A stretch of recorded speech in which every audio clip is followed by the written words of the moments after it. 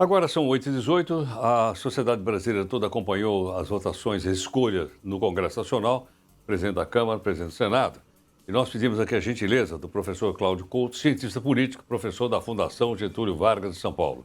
Bom, a gente vai acompanhar porque é um assunto realmente relevante, as pessoas todas comentaram isso com os seus amigos, com os seus familiares e tal, e estão acompanhando aí a nova legislatura do Congresso Nacional. E por esse motivo é que nós pedimos aqui a gentileza do professor Cláudio Couto para conversar um pouco conosco. Então eu te pergunto se surpreendeu aí os nomes apoiados. Olha, Heroto, acho que era uma barbada no caso da Câmara, né? Todo mundo já conseguia prever o que iria acontecer, né? O presidente da Câmara, o atual presidente da Câmara, agora reconduzido, né? O Arthur Lira, tudo indicava que a recondução ocorreria normalmente e de fato ocorreu. Né? Acho que havia um grande consenso em torno do nome dele, era alguma coisa previsível.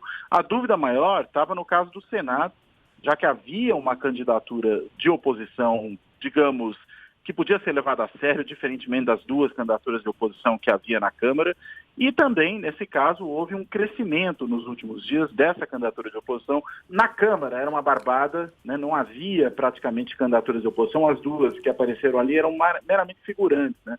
Tanto a candidatura do Chico Alencar como a candidatura do Van Hatten, né, o candidato do Partido Novo. Eram só para marcar posição.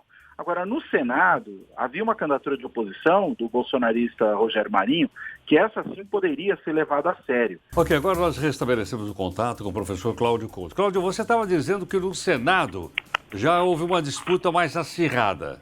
Essa disputa, Cláudio, era o quê? Contra o governo e a favor do governo?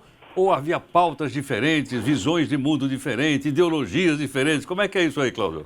Olha, acho que havia um pouco de tudo aí, Heródoto. Acho que primeiro havia, sim, uma disputa entre governo e contra-governo, pelo menos no sentido de que para o governo não interessava de modo algum que o Rogério Marinho fosse o presidente do Senado.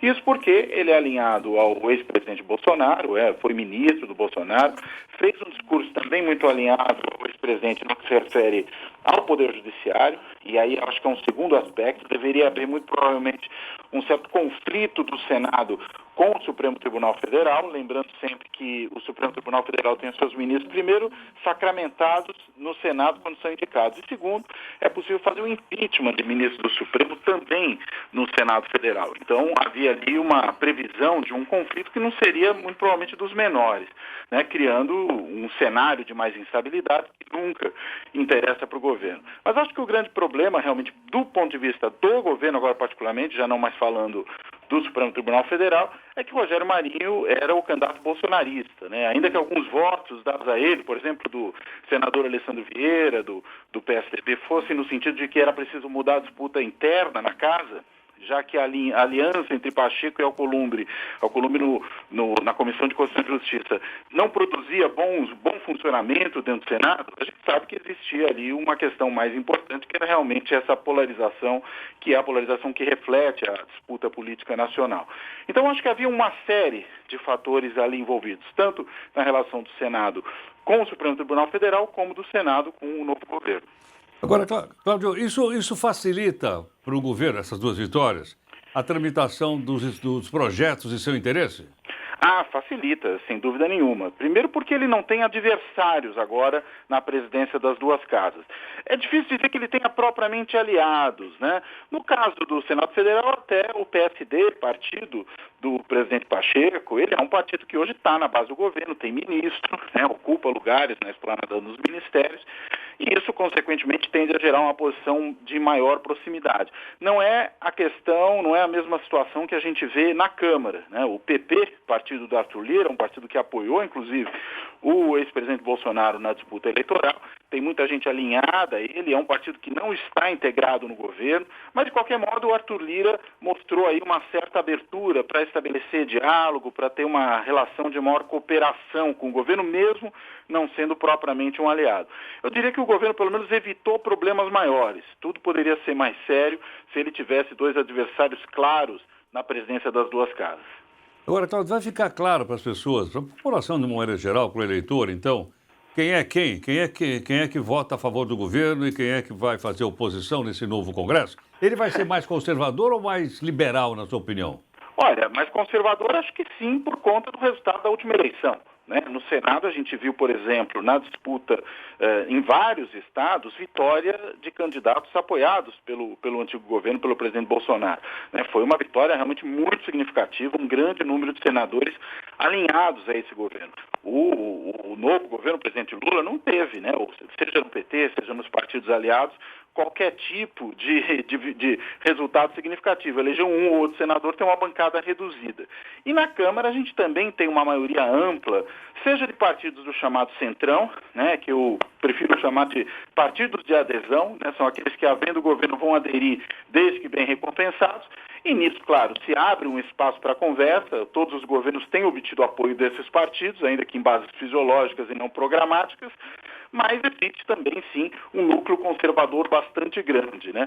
Liberal nos costumes, né, para a gente usar essa dicotomia que vem sendo feita, né, certamente não será esse o caso desse Congresso. Né? Liberal na economia, tenho lá minhas dúvidas também, porque muitos desses do Centrão não são exatamente liberais econômicos. Eles gostam mesmo de gasto público para poder abastecer as suas bases eleitorais, enfim, e os seus apoiadores.